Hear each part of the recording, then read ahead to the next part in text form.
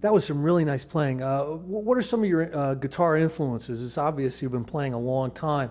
Who are some of the people that you've been inspired by?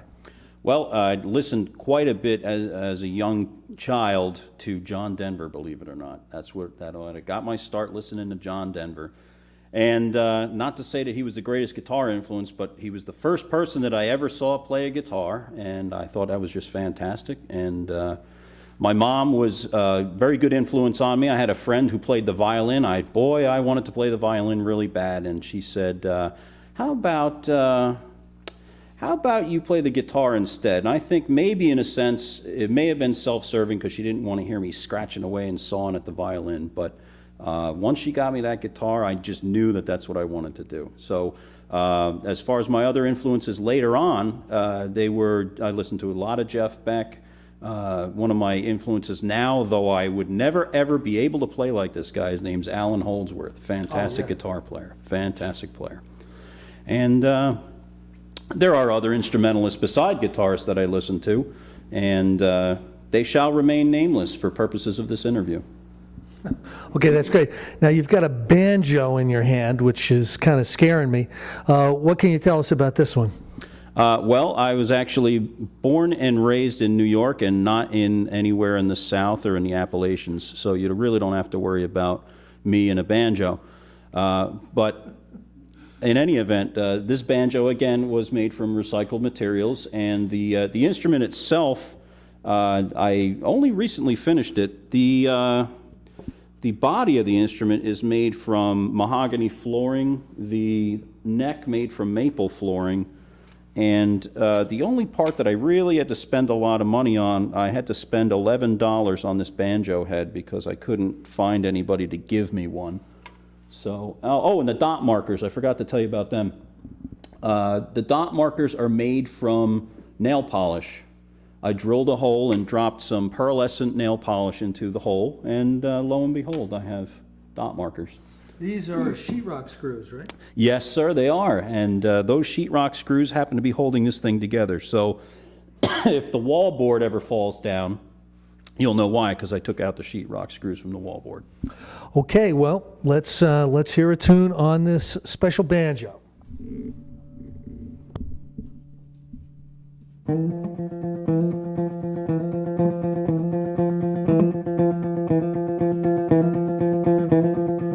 Diddle-diddle, diddle-lie, diddle-diddle, diddle-lie, diddle-diddle, diddle-lie, diddle-diddle, diddle-lie. Supercalifragilisticexpialidocious, even though the sound of it is something quite atrocious. If you say it loud enough, you'll always sound precocious. Supercalifragilisticexpialidocious. Diddle-diddle, diddle-lie, diddle-diddle, diddle-lie, diddle-diddle, diddle-lie, diddle-diddle, diddle-lie. Because I was afraid to speak when I was just a lad, my father gave my nose a tweak and told me I was bad. But then one day I learned a word, it saved my aching nose. The biggest word you ever heard, and this is how it goes. Supercalifragilisticexpialidocious, even though the sound of it is something quite atrocious. If you say it loud enough, you'll always sound precocious. Supercalifragilisticexpialidocious. I traveled all around the world, everywhere I went. I'd use my word and they would say, there goes a clever gent. When dukes and maharajas pass the time of day with me, I say my special word and they invite me out for tea. Supercalifragilisticexpialidocious, even though the sound of it is something quite atrocious. If you say it loud enough, you'll always sound precocious. Supercalifragilisticexpialidocious. When the cat has got your tongue, there's no need for dismay. Just say the special word and then you've got a lot to say. But you better use it carefully or it could change your life. For example, one day I said it to my girl, and now that girl's my wife. And what a lovely thing she is, too. She's supercalifragilisticexpialidocious, even though the sound of it is something quite atrocious. If you say it loud enough, you'll always sound precocious. Supercalifragilisticexpialidocious.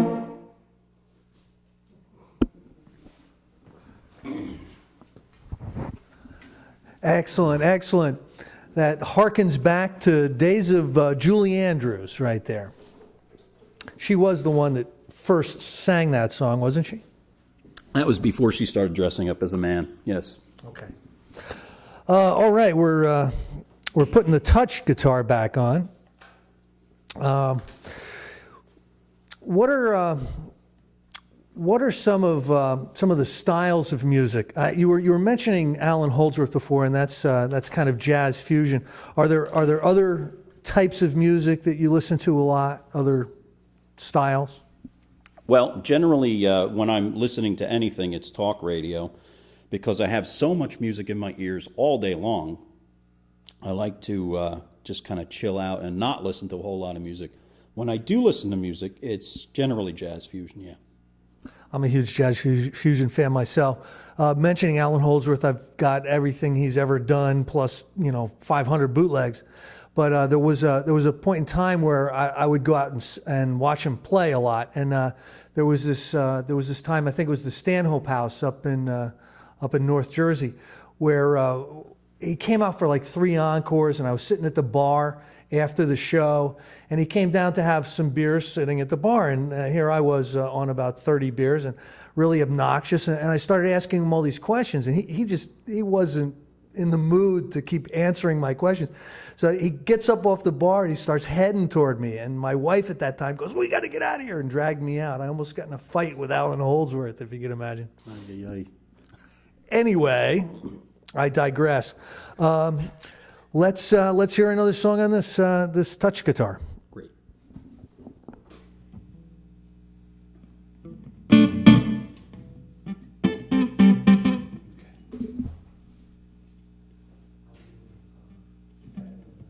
Are we good?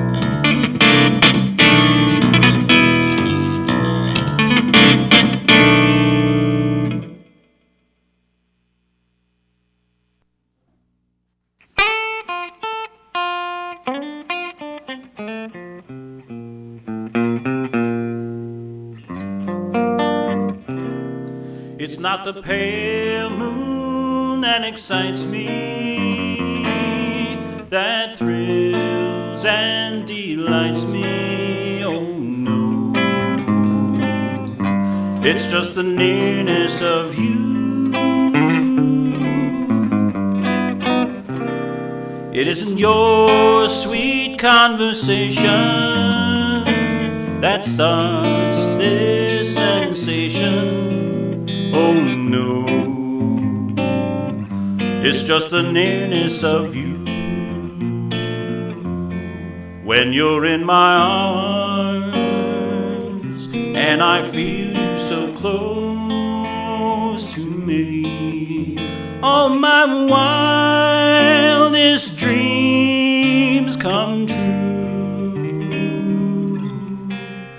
I need no soft lights to enchant me, if you only grant me the right to hold you ever so tight, and to feel in the night the nearness of you.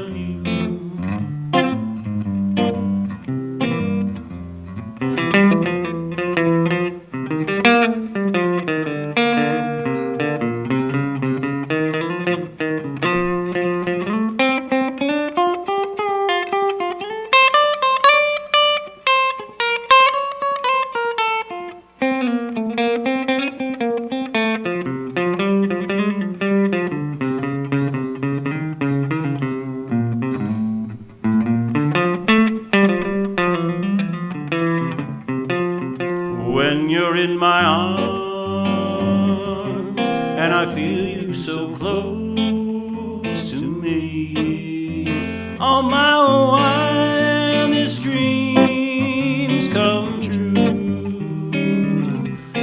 I need no soft lights to enchant me, if you only grant me the right to hold you ever so tight, and to feel in the night the nearness of you.